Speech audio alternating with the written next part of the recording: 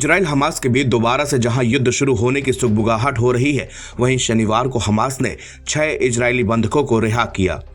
इन 6 लोगों में 3 इजरायली पुरुष शामिल हैं। 7 अक्टूबर 2023 को हमास के आतंकियों ने हमला किया था। रिहा किए गए बंधकों को आतंकियों ने नोवा संगीत समारोह से पकड़ा था। सोशल मीडिया पर एक वीडियो तेजी से वायरल हो रहा है। ये वीडियो हमास ने खुद पोस्ट भी किया है। वीडियो में 2 इजरायली बंधक हिब्रू भाषा में कुछ बोलते हुए नजर आ रहे हैं। वहीं उनके बगल में हथियार से लैस हमास का एक लड़ाका भी मौजूद है। ऑनलाइन मीडिया के मुताबिक इजरायली बंधक पीएम नेतन्याहू से गुहार लगाते हुए नजर आ रहे हैं। इजरायली बंधक कह रहे हैं कि अब ये मारकाट बंद कर देनी चाहिए, इससे कुछ हासिल नहीं हो रहा, आप हमें मार रहे हैं, सेना के बल पर आखिर कब तक इसी तरह दबाव बनाए रहेंगे, इससे कुछ भी हासिल नहीं होगा। इन दोनों बंधकों का नाम तल शोहम और अवेरा मेंगिस्तु है। ये वीडियो रिहाई से ठीक पहले का बताया जा रहा है। इजराइल के एक एक्स हैंडल से पोस्ट कर बताया गया कि इन दोनों को हमास के लड़ाकों ने अपनी कैद में रखा और इनके सामने दूसरे लोगों की रिहाई की गई ताकि ये दोनों उसको देखकर और भी ज्यादा परेशान हो। दूसरी तरफ हमास पर इजराइल बुरी तरह भड़का है और फिलिस्तीनी नागरिकों की रिहाई पर रोक लगा दी है। इजराइल ने 620 फिलिस्तीनी कैदियों की रिहाई को अनिश्चित काल के लिए टाल दिया है। इन कैदियों को हमास के साथ बंधक रिहाई समझौते के तहत शनिवार को रिहा किया जाना था। पीएम नेतन्याहू के ऑफिस से बताया गया कि रिहाई रोकने का फैसला हमास के बार सीज फायर उल्लंघन के चलते किया गया है।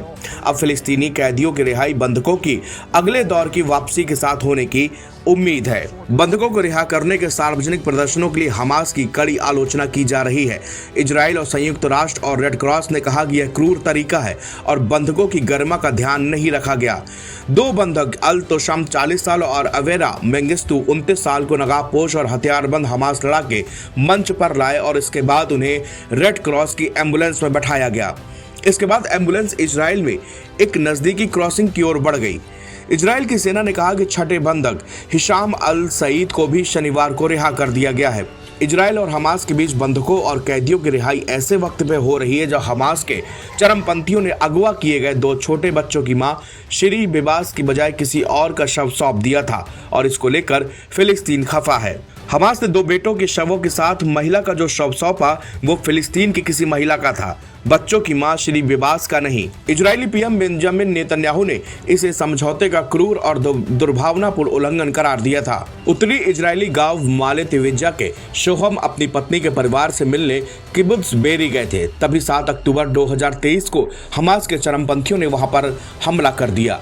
फिलिस्तीनी कैदियों के मीडिया कार्यालय ने शुक्रवार को बताया कि इजराइल में की जेल में बंद 620 फिलिस्तीनियों को रिहा किया जाएगा। हमास ने कहा कि अगले सप्ताह 4 और शवों को सौंप देंगे, जिससे युद्ध विराम का पहला चरण पूरा हो जाएगा। अगर यह योजना लागू होती है तो हमास के पास करीब 60 बंधक रह जाएंगे, जिनमें से करीब आधे के जीवित होने की संभावना है। हमास ने कहा कि वो स्थायी युद्ध विराम और इजराइल की पूर्ण वापसी के बिना शेष बंदियों को रिहा नहीं करेगा। एनबीटी ऑनलाइन की रिपोर्ट।